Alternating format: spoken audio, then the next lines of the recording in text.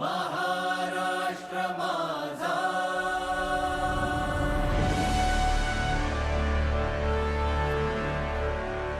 महाराष्ट्र माझा.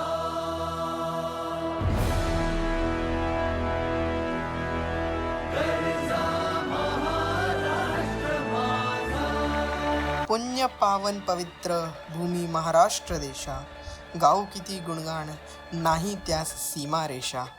वीरभूमी संतभूमी त्याची आपण लेकर, जन्मभूमी कर्मभूमी करा साऱ्यांनी आदर. महाराष्ट्र म्हणजे महात्म्यांनी आणि महान लोकांनी घडवलेले राष्ट्र.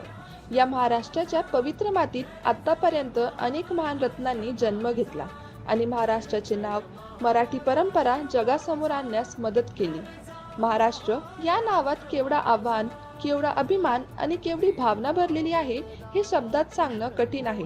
नुसते नाव तोंडातून उच्चारले की महाराष्ट्राचा इतिहास, भूगोल आणि संस्कृती मूर्तिमंत डोळ्यासमोर उभी राहतात. जगामध्ये इतके सार्थ आणि समर्पक नावं क्वचितच एखाद्या राष्ट्राला प्राप्त झालेले आहे.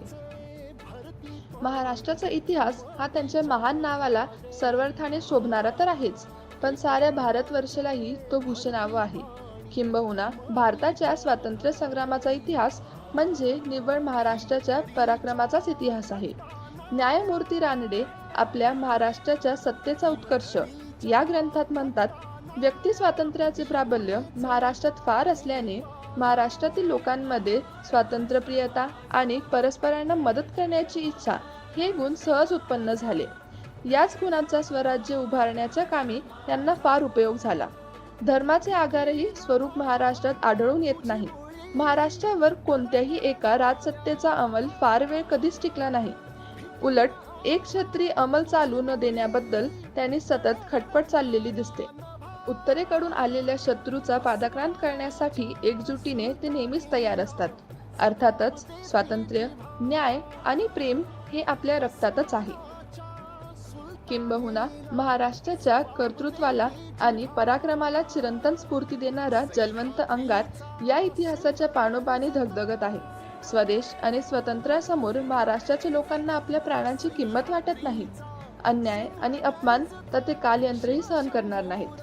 औरंगजेबाच्या दरबारात आपला अपमान होत आहे हे पाहताच शिवाजी महाराजांनी एका वाघ माणसाप्रमाणे त्यांच्या अंगावर कडाळले. एक क्रूर शत्रूच्या गुहेत शिरून त्यांच्या तोंडावर त्यांचा पाणउतारा करणारा शिवाजी महाराजांसारखा अप्रतिम हिम्मतीचा नरवीर त्रिभुवनात अजून जन्माला यायचा आहे. शिवाजी महाराजांनी महाराष्ट्रात जी राज्यक्रांती घडून आणली त्याआधी मराठी साधू संतांनी जसे संत ज्ञानेश्वर, संत तुकाराम, संत ज्ञानदेव यांनी सामाजिक आणि धार्मिक क्रांतीने महाराष्ट्रातील सारी जनता जागरूक केली होती. महाराष्ट्राचा इतिहास हा राजकीय आणि धार्मिक उद्धाराच्या एका बेमालूम संगमाने बनलेला आहे. याच वैभवशाली महाराष्ट्राची गाथा संपूर्ण जगासमोर पोहोचवण्यासाठी 24 वर्षांपूर्वी रंगवर्धन समितीची स्थापना करण्यात आली होती. अतिशय मर्यादित संसाधनांवर सुरू झालेल्या या समितीने कधीच आपला धीर सोडला नाही. मराठी भाषेचा आणि परंपरांचा प्रचार आणि प्रसार हेच ध्येय ठेवून रंगवर्धन नेहमी पुढे चालत राहिले. महाराष्ट्राच्या इतिहासाची प्रेरणा घेऊन स्वाभिमानाने आणि प्रामाणिकपणे रंगवर्धन मराठी भाषेचा आणि परंपरांचा प्रचार आणि प्रसार करत राहिला आहे.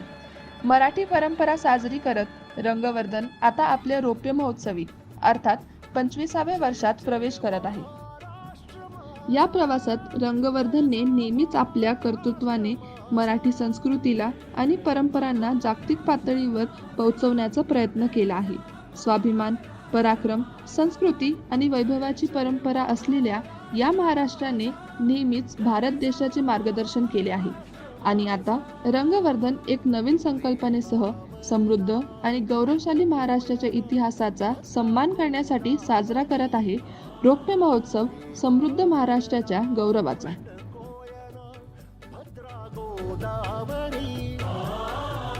एक पणाचे भरती पाणी